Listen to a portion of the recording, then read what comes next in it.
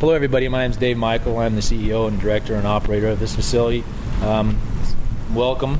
Sorry for the bad weather, and most of you, there's more people expected to come. Anyway, I want to introduce Rebecca Mohning. She's going to talk to you about nutrition, and as your flyer says, sport nutrition, and for women specifically. And the reason we're doing this and we're pairing this up is we have a lot of females that come in here and they have a lot of stereotypes or false information that's fed to them about nutrition, and you shouldn't eat, or you need to cut down on your calories, or you shouldn't eat so many times a day, and along with weight training and so forth. And we want to kind of dispel some of those myths and give you some factual information to go by, and hopefully this will help you or any of your children that are interested in doing this program.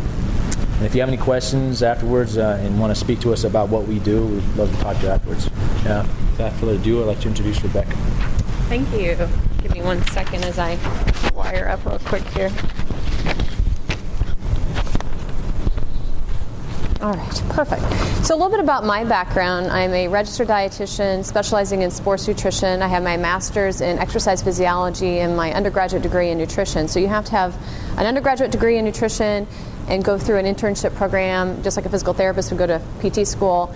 And you do that for a year, and then you study for a board exam to be a registered dietitian. Because I know sometimes people call themselves nutritionists or different titles, but they don't necessarily have the background education. And then my purpose for going to my master's degree was to really focus in on sports nutrition and understand the body and the exercise and the physiology associated with nutrition. So that's what I specialize in. I work in this particular area of Northern Virginia, and I'm also in downtown DC. So I got to visit with him a little bit about sort of why you're here today with your daughter and sports and different things that she's running into with injury, and just to get a sense with you guys, what brings you in today for the nutrition talk? Are you training for anything specific, or here for your own good or your family, or what's that? I said summer. Summer's coming, so a little bit of just about nutrition and weight management, that kind of thing? Yeah, we both currently work out quite a bit, but I'm getting ready to try and up baby. Okay. So great. Going into it, and then the full side of things. Sure. So that tied in with eating as well. Excellent. And then to try to help keep the family better. Okay, great. So we got all kinds of different things here. So we'll hit on all of these aspects, which will help everybody in terms of just better eating on the run, which is part of the discussion today, as well as talking about training and nutrition, picking up exercise now that spring is coming, also focusing on things to do for healing and inflammation, which I think we can all benefit from, some type of injury that we might have had in the past. It might flare up if we start to exercise again. And what can we do for inflammation from the standpoint of heart disease and overall health? So I'm going to hit on some topics that way. Feel free to stop me with some questions, and I'll leave a little bit of time at the end for some questions as well. But I want to talk first then about losing weight while training, or even maintaining weight while training, because sometimes, especially working with women, we get really concerned about ramping up that exercise and starting to feel more hungry. There's actually evidence to prove there's an increase in appetite hormones that only happens significantly in women, not in men, as they increase training. So it's legitimate to feel more hungry as you increase your exercise. So what do we do to combat some of that additional hunger would be protein. So we want to focus on adequate protein, and I'll talk a little bit more about that as we go along, because you'll see a theme with protein. It's important for immune function, it's important for healing and repair, it's important for energy. So it's important across the board, that amount of protein. And speaking to women specifically, we know as a general recommendation about 70 grams of protein per day is what we need. Certainly it's dependent upon how much training you're doing. If you're doing high intensity training or more endurance-based training, you're going to need more. We use the calculation based on body weight and the amount of training that a person's doing. So be more specific if we were sitting down one-on-one, but I can tell you a general rule of thumb to cover just your basic daily needs would be 70 grams of protein. And what that means in food then, I kind of give you an easy idea of the concept of that. If you take the palm of a woman's hand, that's 4 ounces of meat or protein. So basically, if you eat 4 ounces of meat, the palm of your hand today, like chicken, tuna, salmon, doesn't matter what type of meat it is, if it's fish or chicken or beef, there's 8 grams of protein in every ounce. So this becomes 32 grams of protein of that 70 that we're talking about as a basic minimum requirement. And it's again going to depend on age, training, and so on, but we at least want to get that 70 in. So you might think, well, am I eating enough protein today? Am I going to have some protein at lunchtime on my salad or my sandwich? Am I going to have something tonight at dinner? Did I have some protein this morning, like an egg at breakfast? 1 egg is 8 grams of protein. Do you guys like the Greek yogurts? Have you tried some of the dairy products like that? They're really high concentrated protein, 13 to 18 grams of protein, just that little 6-ounce container of yogurt. Your standard Dannon Light and Fits and those other types of yogurt you'll play only have 5. So that protein is really going to be essential to get in throughout the day in order to get the 70. And I'd recommend spreading it out, because what I was just talking about a minute ago is you might feel more hungry as you ramp up your exercise. And if you can spread the protein out throughout the day, it'll keep you more satisfied. It breaks down more slowly for energy than carbohydrates, especially simple carbs. So if you put the protein with a fruit, which is a simple carbohydrate, you're not going to feel hungry as fast. So you might have a string cheese and an apple for a snack. Or as part of your breakfast, you might go ahead and have the oatmeal, which has a little bit of protein, but make an egg or have an egg or some milk mixed into the oatmeal, which actually tastes great, by the way. Yeah. So protein's number 1. Also making sure you're eating frequently throughout the day. So as you're increasing your training, increasing your calorie needs based on training, we want to be sure that you're eating every couple hours. Also, if you're trying to watch your calorie intake, it's important to spread out those meals. So how long should you go in between meals without eating, do you think? Any guesses? Yeah. Some people are going to go a little quicker at 2. Somewhere between 3, even 4 hours maximum. The stomach is going to empty in 2 to 4 hours. So in 2 to 4 hours, depending on what you ate, if you ate a protein shake, which is liquid-based, it's going to break down more quickly for energy, leave your stomach, and you're going to feel more hunger. If you eat more solid-based foods, it might last longer to 3 or 4. But after 4 hours, you may not notice. Does anyone notice they don't even feel hungry after 4 hours sometimes? You might notice other symptoms. You might notice a drop in energy, cranky, tired, sleepy. These are signs that your blood sugar is dropping and it's time to eat again. So you can't always rely on the stomach to tell you it's time to eat again. So make sure throughout the day you're plugging in a snack, or if your meals are closer together, maybe eat breakfast at 9 and lunch at noon, then you do okay. You've got enough time in between there to wait. But I find for most people that afternoon time between 12 and 6 is going to be an important time, or 12 and 7 to have a snack. And what time of day are you folks working out? Morning? And what about your daughter, afternoon? Okay, so in her case, she'd need to have some kind of protein as part of her snack, a little bit of light carb, like fruit and string cheese in the afternoon before she gets into a workout later in the afternoon. So those of you working out first thing in the morning, are you eating breakfast, or are you just going on an empty stomach? Eating. Good, fantastic. So again, I get this question all the time. Should I be eating something in the morning before? I actually had to run to my office this morning to see a client and come back here, and she asked me that exact question. I said, perfect, I'll remind myself to ask you guys this as well. She said, well, I heard you're not supposed to eat in the morning. You're going to burn more calories, you're going to burn more fuel, blah, blah, blah. I said, no, you need to eat. You need to fuel your body before exercise, and there's research to back this up. So I brought my little tiny glass of juice here. Hopefully my cord will reach. This is, by the way, actual serving of juice, okay? When you go to a restaurant and you order a glass of juice and they charge you like $3 for this, this is the portion. They're giving you the right portion. This right here has 15 grams of carb, which is 60 calories. So this little 60-calorie glass of juice will give you 30% more energy for that morning workout, rather than going on an empty stomach. And keep in mind, if you're trying to lose body fat, burn calories, etc., a little bit of carbohydrate before an exercise workout, you're still going to burn those fat stores. You're still going to be using them for fuel. This is going to get used up even before you even get set foot in the gym, wherever you're going to work out. So at least a little bit of carbohydrate for a workout that's less than an hour in the morning. If you need a little more than this, if you feel like you want to have some oatmeal or a granola bar, some toast with peanut butter, you can do that, but don't leave without at least having this much carbohydrate. If it's going to be a long workout, if you guys are training for anything that pertains to maybe running an hour and a half on the weekend or 2 hours for a race, then you're going to take in a full breakfast at that point. You're not going to just stick with a little glass of juice that's going to make you last for 2 hours. Then you're going to go with more of a 300, 400 calorie breakfast that you practice with as you're training, so you know what you're going to do the day of the race or the day of the game or whatever it is that you may be doing, okay? So keeping in mind protein throughout the day, starting your day off with breakfast and eating every couple hours throughout the day, and focusing on a balance of protein at those meals to get your 70 grams as a minimum, and then focusing on some type of carbohydrate to go along with that. And that's what we're going to talk about next, are those carbs, because I know sometimes, again, I hear from my patients all the time, I don't want to eat too many carbs, or carbs are bad, or I don't think I need that many carbs. I'm trying to lose weight and I'm exercising. You still need the carbs. That's what the body needs for fuel. So what are your best type of carbohydrate foods while you're training and exercising?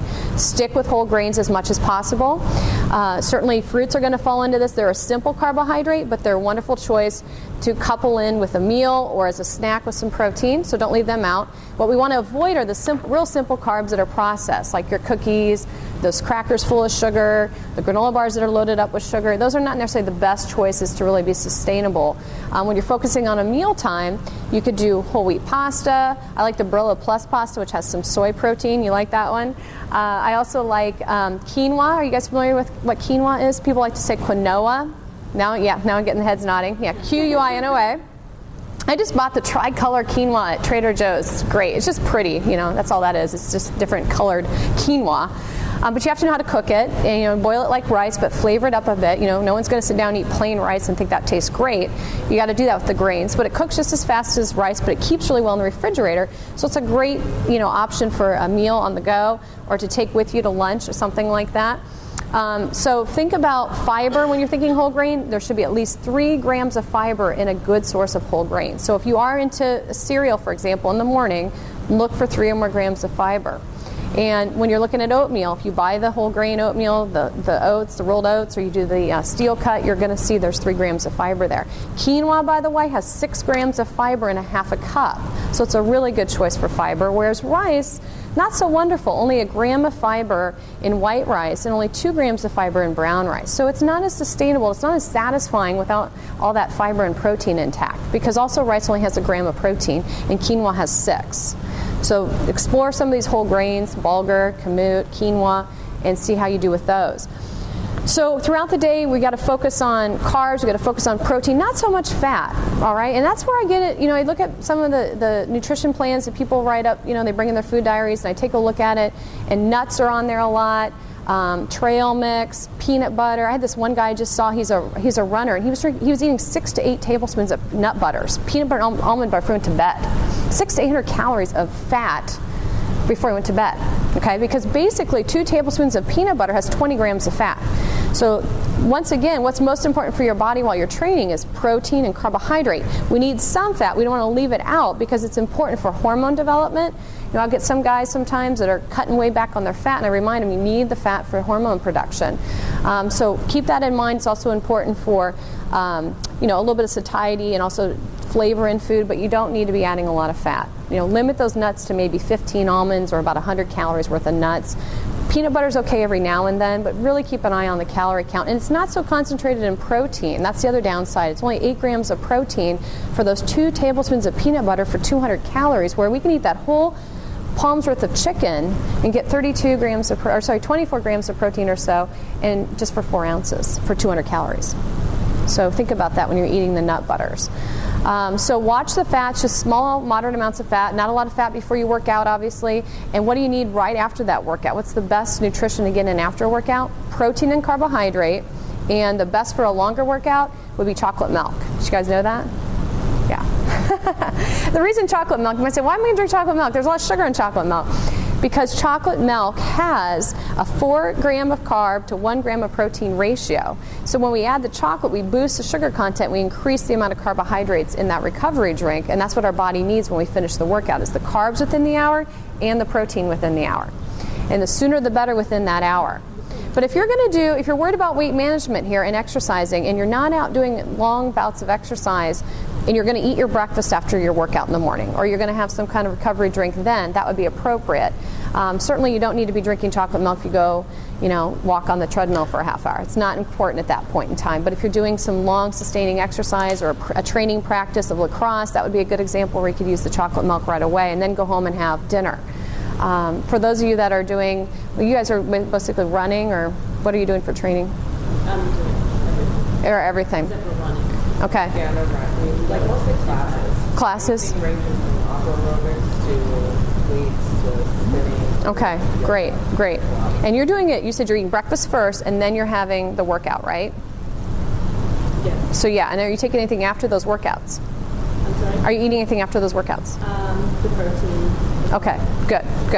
Yeah, because if you're going to eat breakfast before, and have your meal there, that's fine. You need the fuel for the workout, but be sure you're not leaving yourself without anything afterwards. Yeah, so that would be, Greek yogurt, or again, a little thing of milk or something like that with the protein and carb afterwards. Within the hour, exactly. You stop muscle breakdown. You're in muscle breakdown mode with those workouts, and then until you eat that protein and carbohydrate, you don't stop that muscle breakdown. And the muscle's like a sponge, so it absorbs the carbohydrate the best within that first 30 minutes to an hour. And, the absorption rate decreases as time lapses, so the sooner the better. So you're going to be able to refuel the muscle. And if you're doing a lot of day-to-day training, you want to keep ahead of your nutrition. Otherwise, the body starts to wear down. I have folks that are training for triathlons and Ironmans and so on, and the workouts never they never get a break. They get maybe one day off a week. That's not enough time to refuel all your energy stores. You need to be playing with that all week long and staying on top of it. Otherwise, you're going to get behind. Yeah. You're saying right after you work out, how long? For the nutrition to come in, recovery, within the hour, the sooner the better. Within 30 minutes is the best. What if you take, there's a supplement, it's collagen, the pill, I think it's like 1, 2, and 3. You're supposed to take it on an empty stomach. If you take that with water afterwards, is that a good thing, or is that something you should do later? Is it like a MSM or a glucosamine chondroitin supplement, or? I don't know. I buy it at Target, and it says collagen type 1, 2, 3 source of to help your body rebuild collagen. Best to take it on an empty stomach. So I always take that right after my workout with about 2 glasses of water. Is that what it's prescribed to do with water afterwards on empty stomach? Well, it doesn't say after the Okay. workout, but it says to have it on an empty stomach Okay. with 2 glasses of water. Yeah, I would say, you definitely need to fuel your body after the workout. So I don't know if the best time is right after the workout. If it's, if you can take it with food, then take it right after. I'd be interested to know what was actually the ingredient piece of the collagen. So maybe you can email me and I can get back to you on that too, or look it up. Yeah, see what it is. And we're going to talk a little bit about injury prevention, and inflammation here in a second, and we might be able to, brainstorm at that point too a little bit with that. How does the chocolate milk relate to, or compare to like a muscle and a post-workout? Like a recovery drink, right? Yeah, exactly. Yeah, so the reason also the milk is so important, the milk part of it is that it's whey protein. And we know from the research that whey protein is the best protein for muscle rebuilding and recovery. For a long time we thought egg protein was the gold standard protein. Then we switched our thoughts over to soy because we were worried about egg and fat and cholesterol. So then things went to soy for quite some time. A lot of the football guys have switched over to soy, a lot of the collegiate guys. And then we realized that soy couldn't keep up with whey protein in terms of muscle building because soy is plant-based protein and whey is animal-based protein, and whey protein has all the amino acids. Soy does a good job of having all of them present but not in the full capacity. So whey being the best protein, if you want to choose a recovery drink that's not milk, let's say you have a dairy allergy or lactose intolerant, don't want to deal with it, you can go to things like Muscle Milk Light, which certainly has whey protein. It wouldn't be appropriate for dairy allergy, but it would be appropriate from the standpoint it wouldn't have lactose. Or there's recovery drinks like Recoverite and Endurax, and they specifically have the whey protein in them as well, and you can add water to them and mix them up. So it's a little easier to carry them around. It gets hot outside. You don't necessarily have maybe access to your cold chocolate milk like you would have. Oranges, chocolate milk, just as good as a recovery drink? Yeah, so what do you want to look for example, is... If I can make chocolate milk versus buying a recovery Oh yeah, I'm yeah. You can do. I was laughing because I think it was Cliff for a while was making the recovery drink hot chocolate packets. Well, for crying out loud, you can make your own hot chocolate. You don't spend $3 on a packet of Cliff hot chocolate if you don't want to. So you can make your own. You can do your own Hershey syrup into your milk, or you can buy the Horizon 1% that's organic that you can take with you. It's shelf stable, or you can, I thought maybe you were going to ask about like Muscle Milk Light, some of those products. They work. The light doesn't have enough carbohydrate to the protein ratio, so you'd have to have like a banana with the Muscle Milk Light, for example. So you really want to be sure you're getting the concentration. And does the type of milk matter? Being 1%, 2% skim. 1% of skim is the best because the fat doesn't have a relationship right there in recovery, just the carbs and the protein. So we want to keep the fat down and keep the calories down a little bit too. Unless, of course, it's appropriate for that individual to have it. But since I'm talking to women that are more weight conscious, then obviously I would go 1% or skim. Not to get sidetracked, but protein drink after workout, I usually buy the whey powder. Right. What is the difference? Because I heard the isolated whey powder is better than the concentrated. Mm-hmm. Yeah. So between the two? right. So what happens with protein that's animal-based, it has all those amino acids present. It's a complete protein. When we're making a shake out of it or we're processing it in a plant, we're breaking down that protein. And if we break it down and don't keep the protein isolated and it gets broken apart, we lose some of those amino acids. It's not a complete protein anymore. So when you're looking at the label, you want to be sure it says whey protein isolate, where they've isolated each protein. It means what then? It doesn't mean anything until you can see if it's isolated or not. It just means it's a whey protein concentrate from the stand. It says concentrated isolated. Okay, so then it's just whey protein itself that's the isolate molecules. And it's only that. It's concentrated. Yeah, it's just fancy terminology. Because sometimes you could do a blend, right? You could have a whey protein blend with soy or anything. Okay. And it could be sort of, making a filler essentially into that whey protein. So you want to be sure it says isolate. The concentrate just means they're only using whey protein as the protein source. Got it. Mm-hmm. Yeah, I know. I think you almost need a degree these days to read food labels. Or you get someone like yourself to explain it to us. Yeah. I mean, I was laughing at a label I was looking at the other day. It had, we were talking about sugar, and this patient and I were talking about sugar, and we were looking at this label she had. I don't remember if it was a bar, a granola bar, or something. Oh, I think it was actually the Jenny Craig bar. But anyway, it had brown rice. She goes, I don't think there's any added sugar. And it had brown rice syrup, then it had evaporated cane juice, and they had another section of brown rice. It had 3 sections of the label that had sugar, but they used all these fancy words to describe the sugar. Yeah. So, it throws you off a bit. Speaking of which, will you describe what the sugar alcohol is? Mm-hmm. Yeah, so when people are training, they want to be conscious about calories, want to be conscious sometimes about those added sugars. So you might get tricked with some of these protein bars, like for example, a Luna bar, or some of the other bars that are out there have sugar alcohols, which are used to drive up the sweetness, but not add up more calories to the food. And sugar alcohols have a laxative effect. So there's calories in those sugar alcohols, just like a regular carbohydrate molecule, which has 4 calories. There's 3.4 calories in 1 gram of sugar molecule, of the sugar alcohols, I should say, and you don't process those calories. You can't digest them, so they pass right through your GI tract, and you can get diarrhea, gas, bloating, just real upset to the GI system. So sometimes I get cases of patients that'll call me up and say, I was doing fine, and now I've got this GI upset, and I'm not sure what's happening, and they might be eating. I actually had a boot camp instructor call me. We're good buddies, and he says, I'm having problems. He says, in the afternoon, a lot of gas and bloating, and I never had this before. And this is a guy who eats the same thing every single day, and the only thing he did was added a Luna bar in the afternoon before his boot camp class. So I said, it's that Luna bar, take it out. Sure enough, we had no problems. Sugar-free gum has it, so if you're really, really sensitive and you have somebody who's chewing gum and exercising, they might notice some GI upset from that as well. But look out for the products that might be bars or things you might be grabbing for on the run that seem healthy. They might have that. Alcohol, mix it all together, or should. That's one of those things like saturated fat. You just really don't want it. Yeah, exactly. Yeah, there's no need or purpose for the sugar alcohol. Yeah, it'll say sugar alcohols, and then the different types would be maltitol, sorbitol, xylitol. It's all these erythritol. It's all these OL terminology at the end of the. Somewhere again you need the science degree almost, but yeah, it's there. They'll list it out for you. Definitely. Usually they'll have it just within the box itself.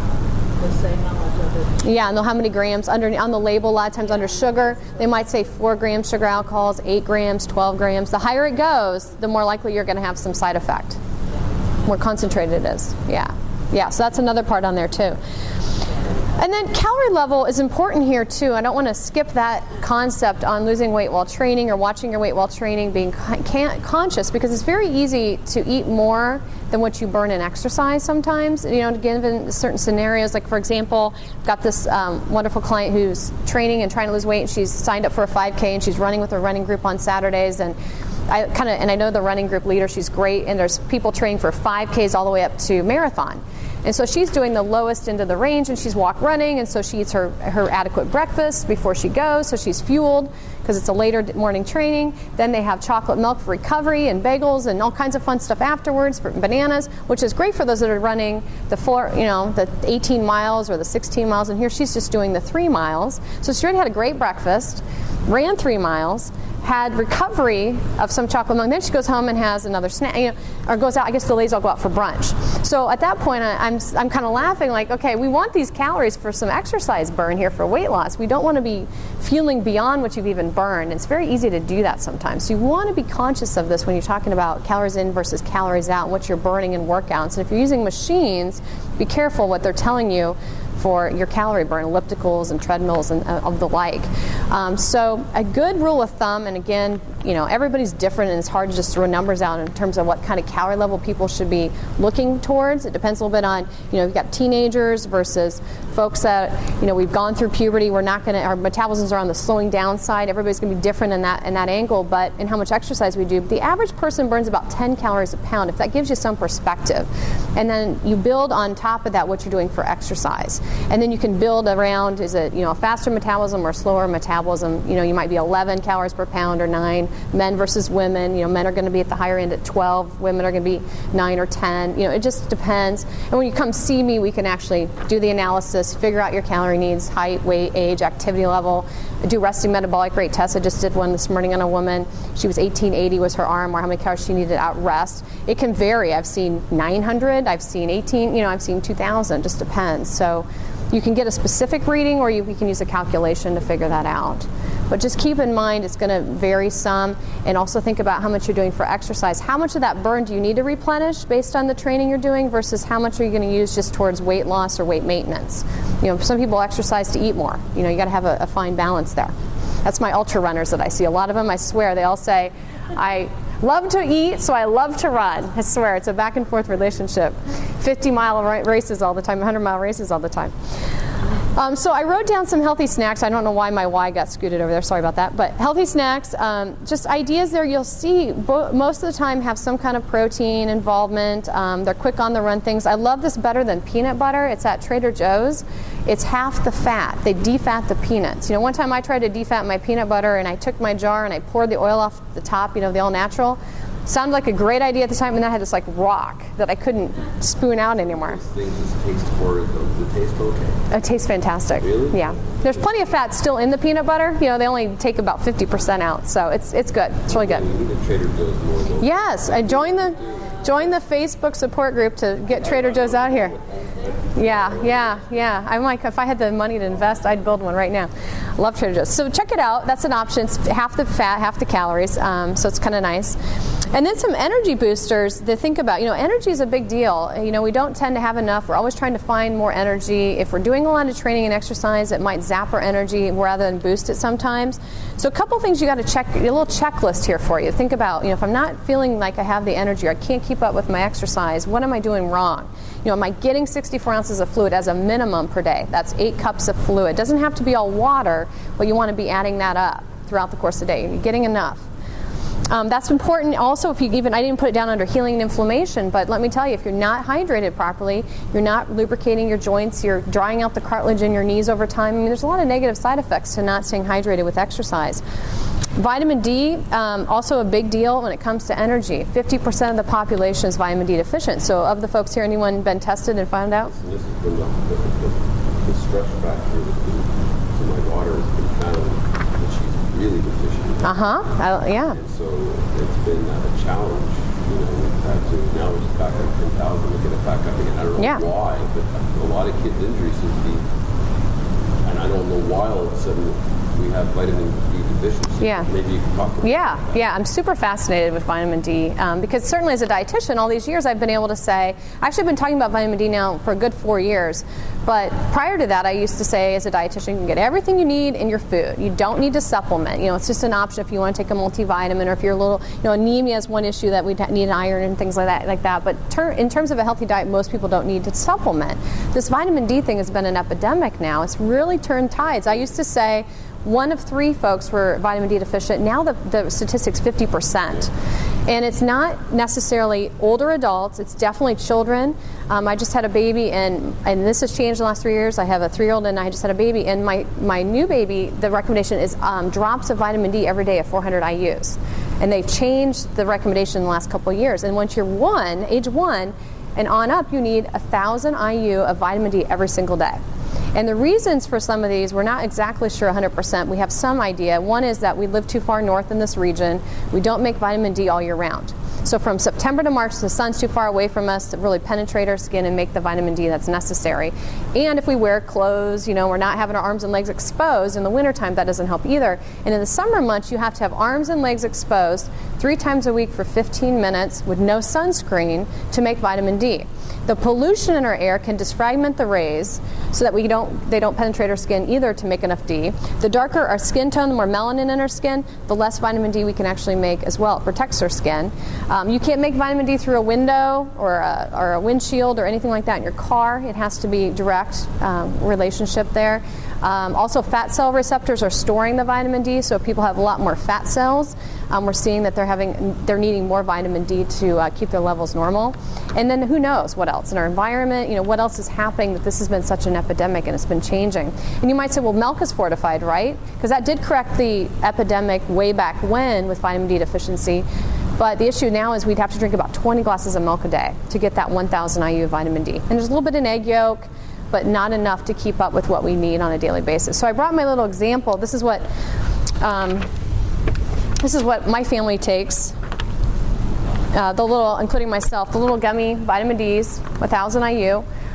If you are deficient, though, you'll want to check with your doctor and find out what's going to be the sustainable level you need to be on. This is the minimum requirement. This is not, somebody's had a deficiency that's pretty severe and they put you on the 10,000 for 12 weeks or so. It's one pill a week to get the levels up. Some people respond in that 12 weeks and their vitamin D becomes normal, which is above 32.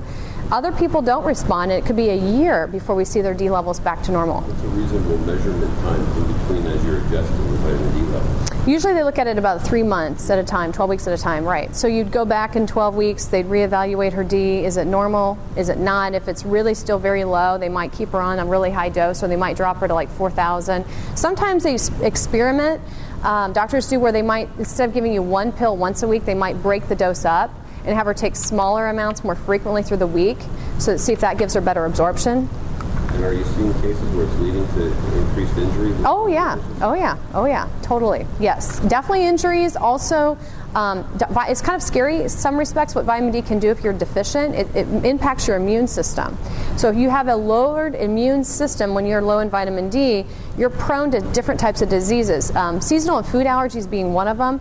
Also, a 65% increased risk of breast cancer and colon cancer and prostate cancer associated with vitamin D deficiency. So if, we notice in the Northeast a high prevalence of breast cancer, and we think there's a relationship to vitamin D deficiency in that as well.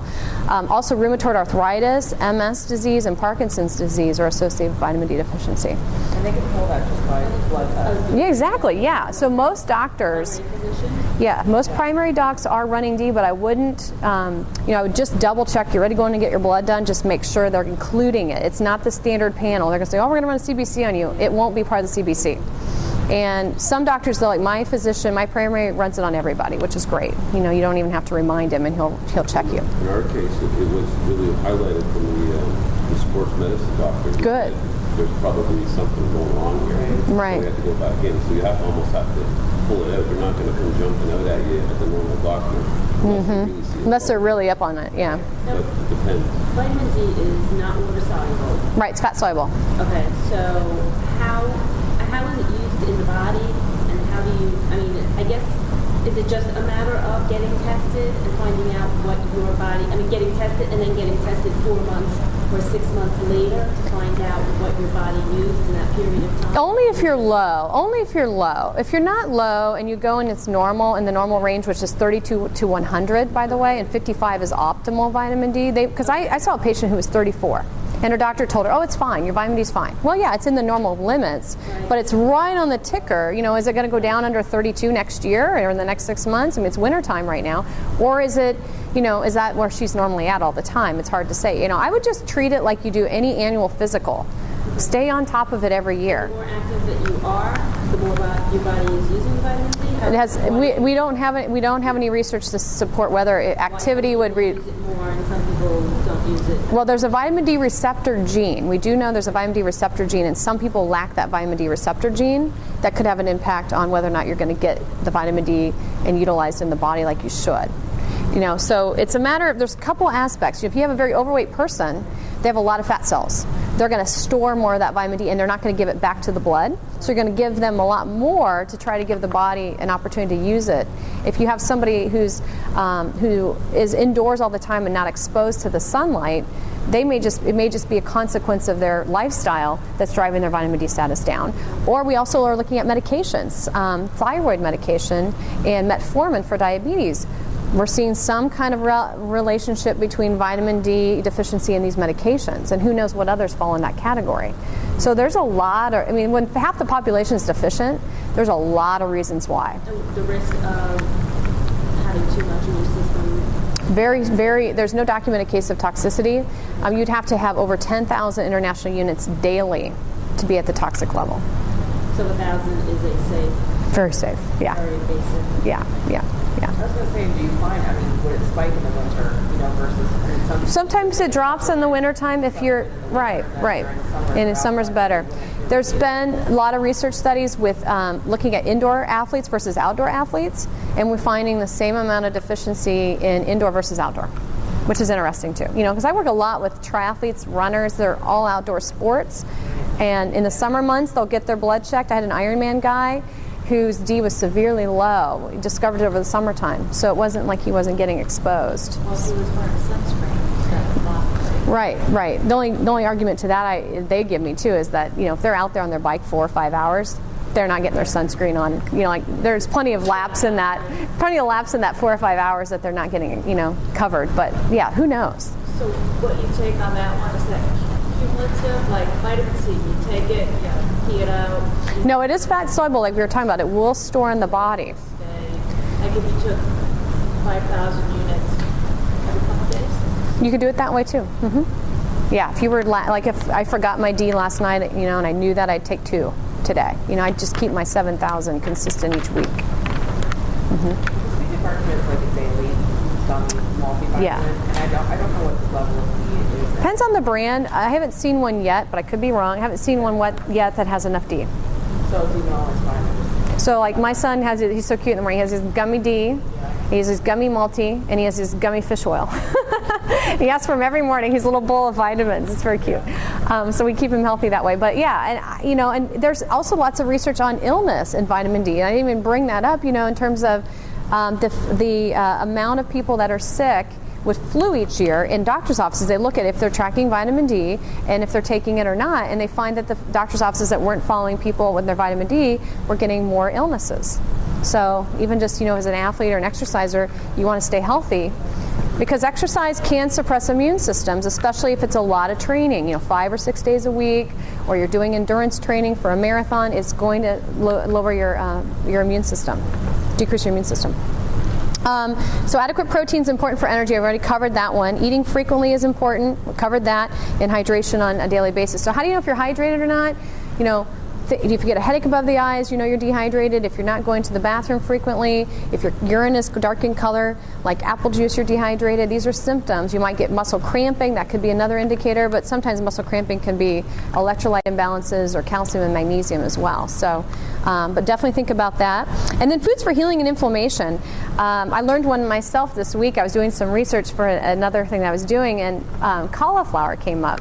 Cauliflower has the same types of omega-3 benefits, which are anti-inflammatory, blood thinner, good for circulation, good for inflammation, good for heart disease risk, all of that associated with having cauliflower. And you guys are all shaking your head. Yeah. Oh, you love it. Okay, good. This is something that Barb wanted to have, fresh cauliflower. Interesting. One of the rare things that she ever wants. Very interesting. Cauliflower, and now I'm seeing it on here. I'm going, oh my goodness. Isn't that interesting? That hard enough time. Yeah. Getting ready to eat the right stuff or have breakfast. But now, I even saw it. It wasn't cheap the other day, in the winter. But hey, listen, You can buy frozen too, by the way. It's just as nutritious as fresh. So this is amazing. You got it on there. It's rare to have something like that to eat. Yeah. And bromelain is, I wrote it separately, but bromelain is part of pineapple.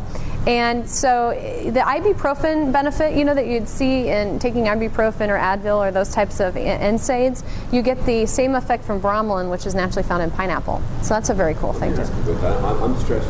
I'm trying to get into a triathlon myself. And I lots of pains and aches and all kinds of stuff.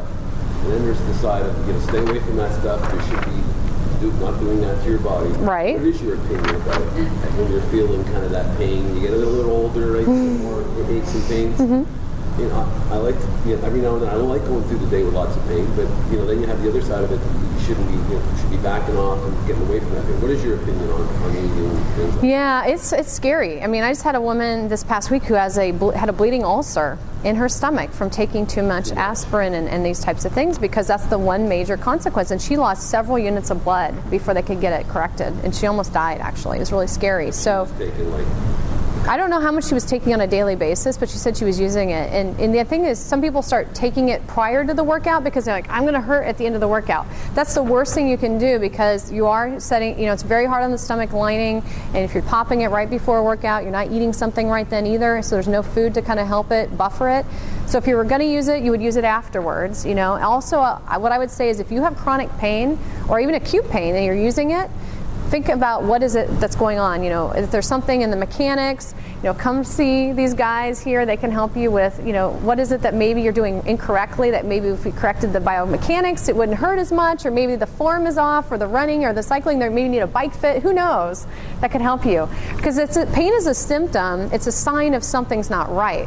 And if you just keep masking the pain, it's not just going to get better on its own. So, and the problem sometimes with using those anti-inflammatories and whatnot, you feel good while you're exercising, but you're masking the pain and you may be doing more damage. So really listen up to what's going on there, and try to use some of these natural sources for healing and inflammation. The pineapple, the cauliflower, the omega-3s are really great. So I wrote down, you could take obviously a fish oil supplement, but you could get it naturally in salmon, tuna, it has to be ground flaxseed. Also quercetin. Been lots and lots of research about quercetin, which is a antioxidant that's in fruits, your cherries, your berries, things of that nature. But you have to take a lot of it sometimes, and it's harder to get it through fruit. And there's this, I've been meaning to look this actual supplement up. There's a combination supplement that's bromelain and quercetin. And it's just recently, I've had a few of my patients come to me talking about the benefits of that. They really felt a lot better. I had a lady yesterday, actually it was just yesterday, she has really bad allergies, seasonal and food allergies, and she's been using it and feels like it's helping her with her seasonal allergies. Yeah, it's a supplement. Yeah, and I don't know the exact name of the brand that people are finding, but you could Google it and find it, I'm sure. And then I've got resources. Nowadays it's really easy to track your intake, to pay attention to your nutrition. There's wonderful apps if you've got the Droid or the iPhone. I'm a huge fan of Lose It.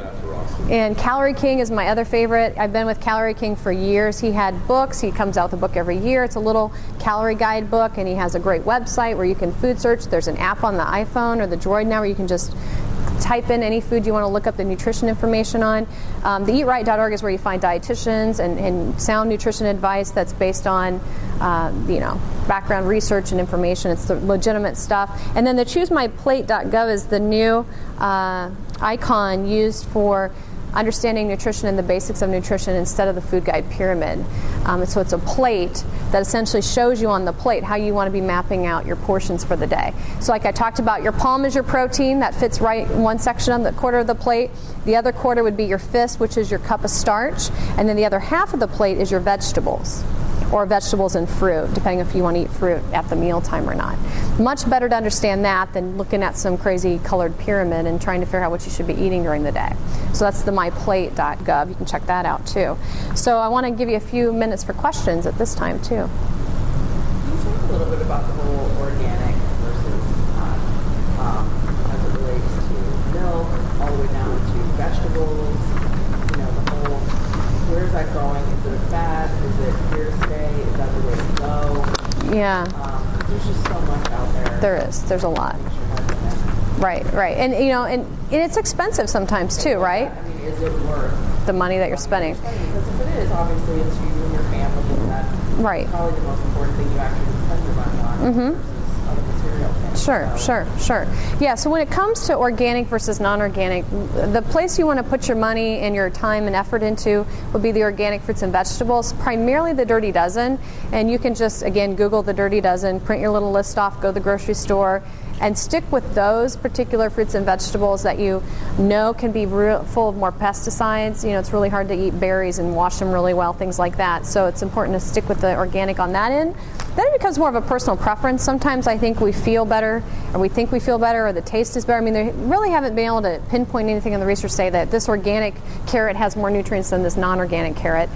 but you can certainly taste the difference a lot of times, and the quality's better, and you're also supporting a lot of your local farmers. I like the farmers markets this time of year, if you can get out to the farmers market and buy. If fruits and vegetables are somewhat limited in the winter months, some of your favorites, I like to go to the frozen side. It's a little cheaper. Speaking of eating on the run, it's fast, it's easy. You don't have to cut and wash and prep all your vegetables, and they keep really well in the freezer. You can get out what you need and stick them in there, so you always have some as a backup. So that's a really good choice, because a lot of the fruits and vegetables get picked and they're not even ripe, so they don't even have all their nutrients at full capacity, and then once they're off the vine, they start to lose those nutrients every single day. So in transportation, while they're in the grocery store, while they get to your countertop or in your refrigerator, they're losing nutrients. When you buy frozen, it freezes them, preserves them in their nutrient state that they're picked at, and they're picked a little riper because of that. So, organic dairy would be the other thing. Again, I let people kind of have their personal preference with that, whether there's some correlation to hormones in milk or not, whether, it's all back and forth in terms of that. So it's kind of up to you. Meat, same thing. You're going to just notice different quality in some of the meats if you buy something that's organic versus non, grass-fed beef, things of that nature. Eggs, I certainly notice the difference in the eggs if I buy organic, farm, fresh eggs. Something freaks me out when I try to break the yolk and it won't break. I sort of I get weirded out. I bought some eggs and they were not organic, and I was trying to get the yolks to break up. I was mixing something and they would not break up. Freaked me out, so. Yeah. A couple questions. Yeah. First one is on the pineapple cauliflower, how much you'll offer, adults versus kids. And then the other one is healthy snack bars. Can you name some? Healthy snack bars. Good question. I'm a fan of like the Lara and the Cliff Nectar bars. Have you seen those? Those are those ground up fruit and nut bars. Yes. Those are really nice. Then if you want something that's, what's that?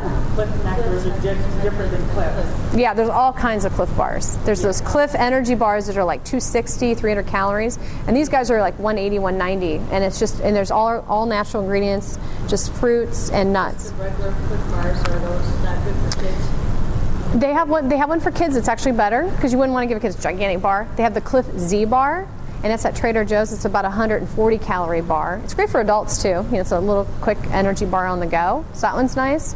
The Kashi granola bars, they're nice and whole grain with fiber and protein. Yeah.